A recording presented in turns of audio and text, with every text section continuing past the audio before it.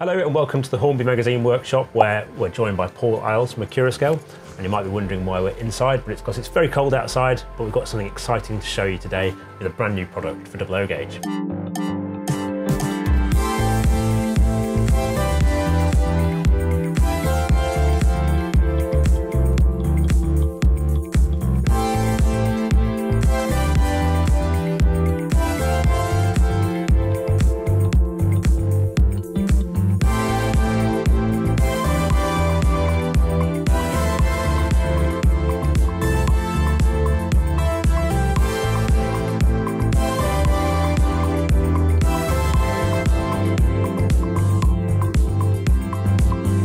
So I'm really excited to see this here on the layout today. I had a Siphon G as a kid, which was one of the old lever models. I reckon it must be sort of mid-1980s when the Siphon G was last looked at as a brand new product. Always liked them, a little bit distinctive. Can you tell us a little bit more about their origins and what they are? Certainly. I mean, firstly, you say about the lever. I think everybody had one of the lever Siphon Gs. They were just everywhere.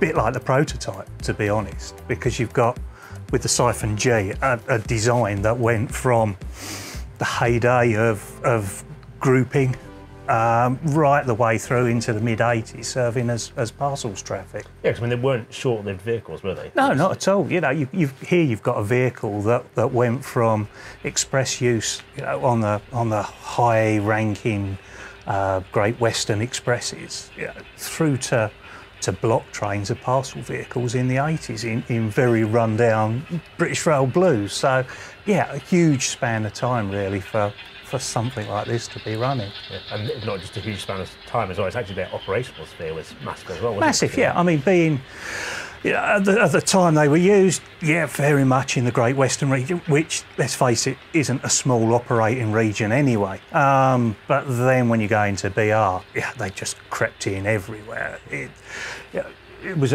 a useful design that served along with the GUVs and the PMVs and every other form of parcels traffic. So, yeah, perfect. Fantastic vehicles, aren't they? And in terms of Accurascale's model, what have we got today on the layout? Well, today on the layout we've got 7 versions of the 15 that will be making up the first run. So, quite an interesting history to it, and we've tried to cover every point of the history. So from the get-go, the particular Siphon G that we're doing here is the 033. So it was like the not the first of the inside framed, but certainly the sort of ultimate evolution of the inside framed siphon vehicles. Yes, there were a previous generation which were outside framed. That's it. Yeah, I mean they're built for milk traffic. That's their first and foremost usage. And the Great Western Railway had always taken the view that milk traffic should be part of their express trains. And so the entire sort of O diagram is given over mainly to milk traffic, but also to some perishables, was meant to be used on the main line at express speeds. So with the inside frame ones that we're modelling, we picked the story up with the 033 design. So this came in mid-1930s, and it was designed to run in express trains. The idea being, because milk needed to be sent into London, and the 2 criteria were it gets there quickly and it gets there safely without being shaken up, otherwise you end up with a bar of butter by the time you get there.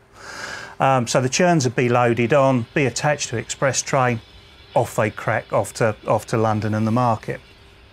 So the 033 is the first that we're doing. That was a design that carried on basically to the beginning of the Second World War. So what you've got is the government deciding that they need vehicles. The GWR have got a fleet of Siphon Gs, so that's what they contribute to the CET. So you've got a batch of these parcel vans going off and then being converted into ward cars for the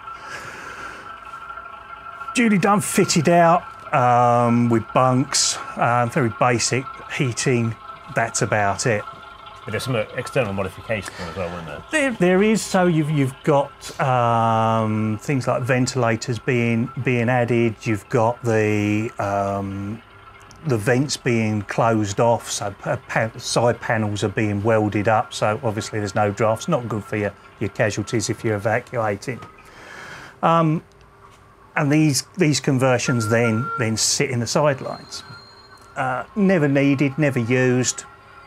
Released back into traffic mid-war. Still under the control, though, of the UK government. It was also at this point, mid-1943, that the Americans decided they wanted the same thing, but for use abroad. With Sicily and the invasion of Normandy, they wanted ambulance trains that could operate over continental railways. So again, a number were converted for use in the American ambulance trains. These were a lot different in that they were equipped with water tanks, Westonhouse brakes, steam heating, and that's all carried out, and these disappear off. So these are actually used on the continent. So post-war, this traffic or these vehicles all come back again.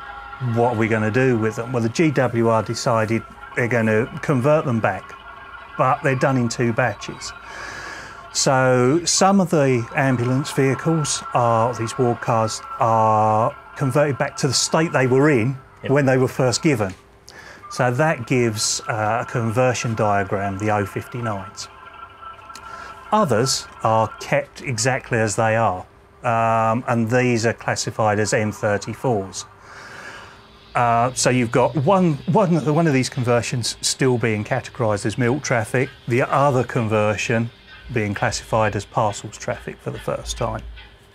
I suppose that's where the first kind of differentiation between the It's the very first time that there was any differentiation between them. And going on, because the design proved so useful, that BR, in the interim, in the early days of nationalisation, ordered another batch. Now, that batch are the O62 diagrams, and they're still classified as milk wagons by BR. So that whole use, so despite the fact that they're essentially a utility van, they're still designated as milk traffic.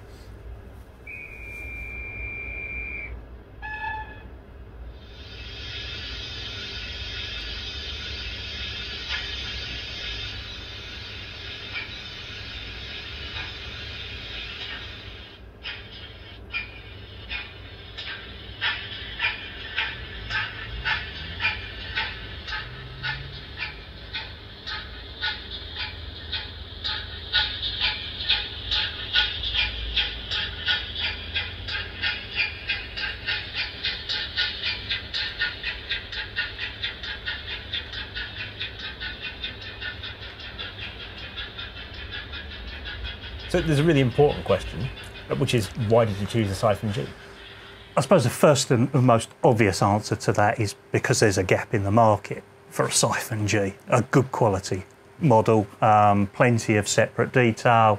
Again, we've gone over how many different variations. So yeah, from a manufacturer's point of view, it's great. We've got plenty of variations, we've got plenty of liveries, and we've got then variations within those liveries to do. So, you know, this is a range of models we can keep looking at year in, year out. And whilst at the beginning, yeah, we're covering all the bases with the 15. So we're going from the original GWR 033s right through to modified 062s that were in use in the final mid-80s in BR use. So it's everything as a manufacturer really you want in a model. You know, there's plenty to choose from. It makes you get a lot more bang for your tooling. Yeah, long life, lots of liveries, and a gap in the market. Kind of perfect scenario, isn't it? Exactly, yeah. Yes.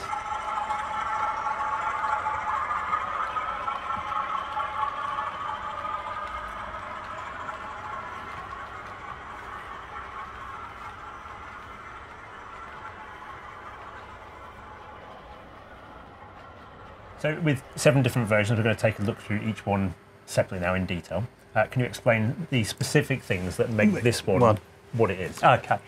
So this is the 033 diagram, Siphon G. It's kind of the base variant, if you like. Everything else would sort of go from this point. The standard format being the vents along the top, the vertical planking, gangways normally fitted, and you've got your underframe panels and boxes under there in what you could call the standard variation.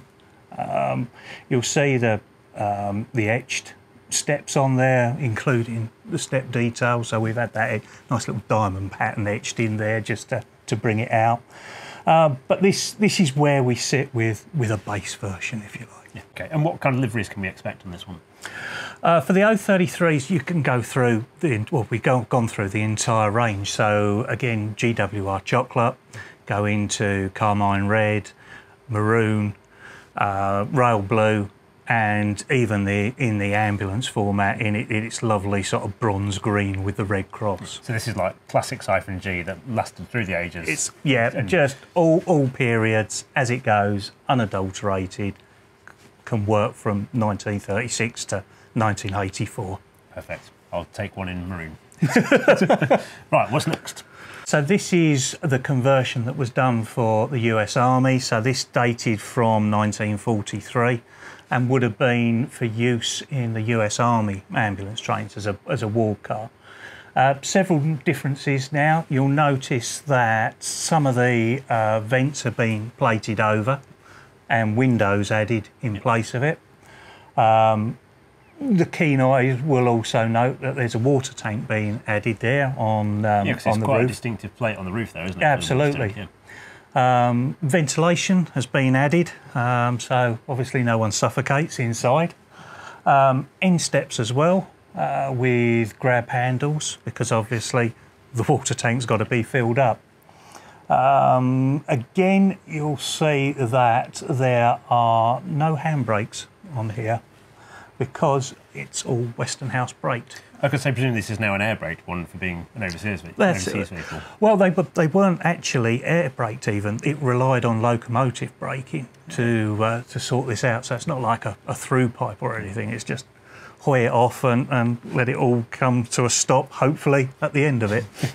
So we're now joined by a trio of different and related vehicles now on the layout. Indeed. Now, when they came back from the war service as CET and ambulance vehicles, the UK government handed them back to the GWR in the state that they were. So they had to convert them for use in normal traffic again. They weren't going to scrap perfectly good vehicles. So what the GWR did was create 2 new diagrams from the ambulance stock.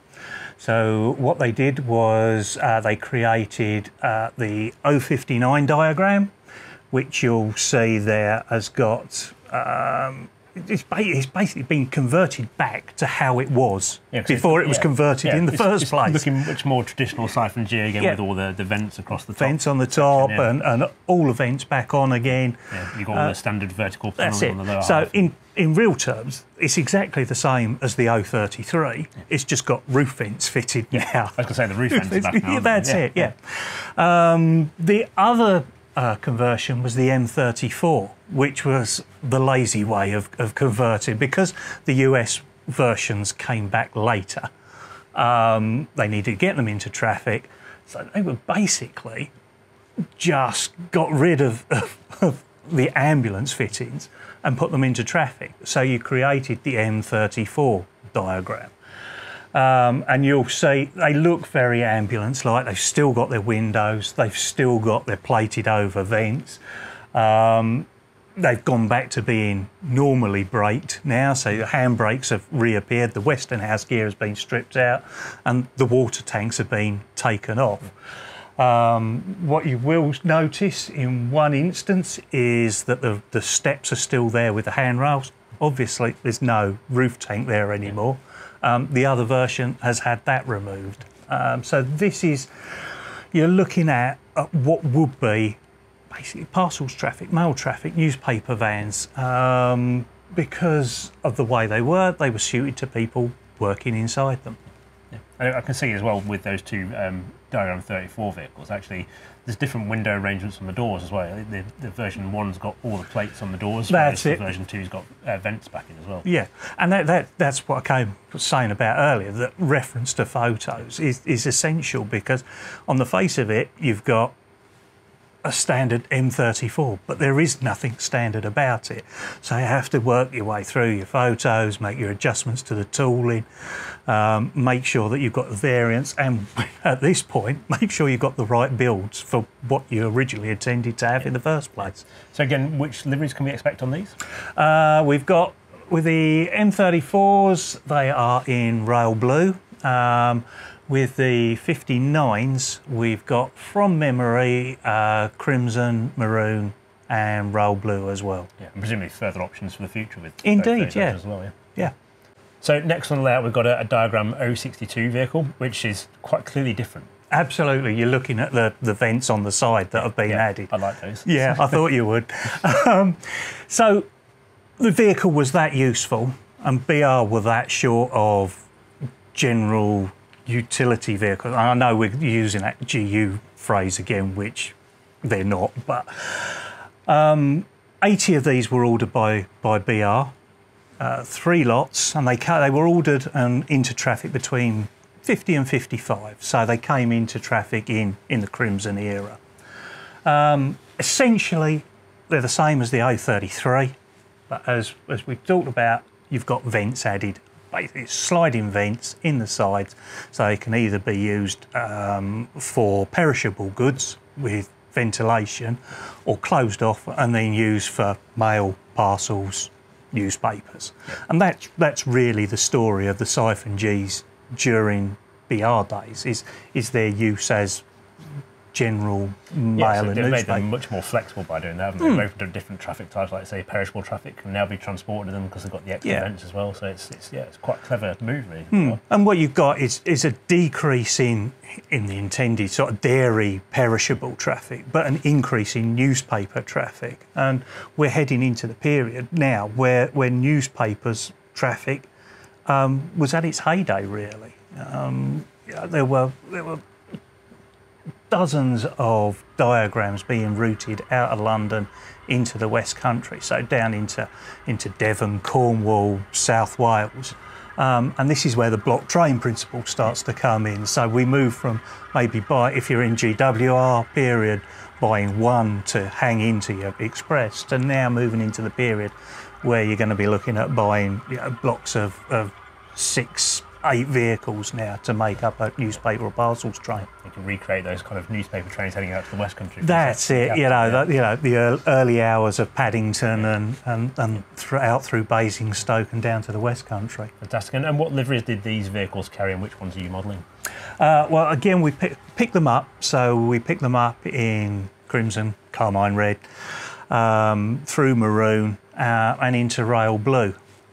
So for our last one on the layout for the time being, in terms of these detailed looks, the different versions, we're actually moving now into the tops here, aren't we, with this version? That's right, yes. And this is where BR designated these typically as NNV vehicles. There are some NMVs and some other odd descriptions coming through in tops, but basically NNV newspaper vehicles.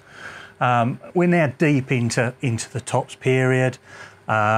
Really the swan song of newspaper traffic before the newspapers were switched to printing elsewhere and road traffic took over from rail as the primary source. So by this period, the vans are pretty battered. Yes, they're wearing rail blue, but they're looking a bit down at heel. But a lot of people will remember these, from being around stations in the early hours and seeing the traffic move out. Yeah, I can see on these that a lot of the vents have gone from the top section there. That's it. And again, when we come to doing this, it's very ad hoc. So vents are plated over, not in a uniform manner. So again, referring to photos, it's a case of picking out what vents are welded over. I mean, you see that it's not just the vents at the top that are changed, it's the vents at the bottom. Yeah. So some are missing, some are completely replaced, then some odd ones are replaced, and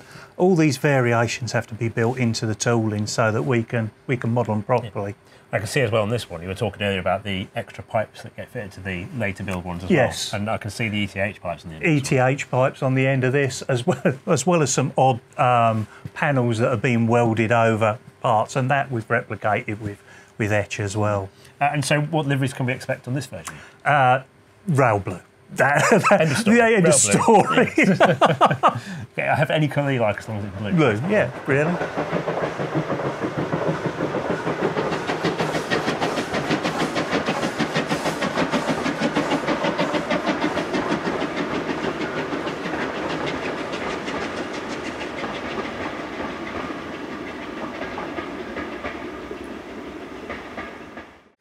So obviously there's a really important question that everyone who's watching this video will be wanting to know, and that's firstly, when can I buy one? And I'm not sure it's first or second actually, how much is it going to cost? Okay, well, yeah. I suppose we could go, when's it arriving, because that drags it out a little bit, doesn't it? So we're expecting to have these into stock Q1 2023. So we're at first EP stage now. We'd expect to clear this stage fairly quickly. Other side of Chinese New Year, we intend to be starting the production. We'll be looking at deco samples around there and then manufacturing going on so that we have these into stock at the beginning of 2023, so a year's time. Price. Could have kept you going on that one, but yeah, available in single packs, and we're looking at $54.95 being the recommended retail price of these.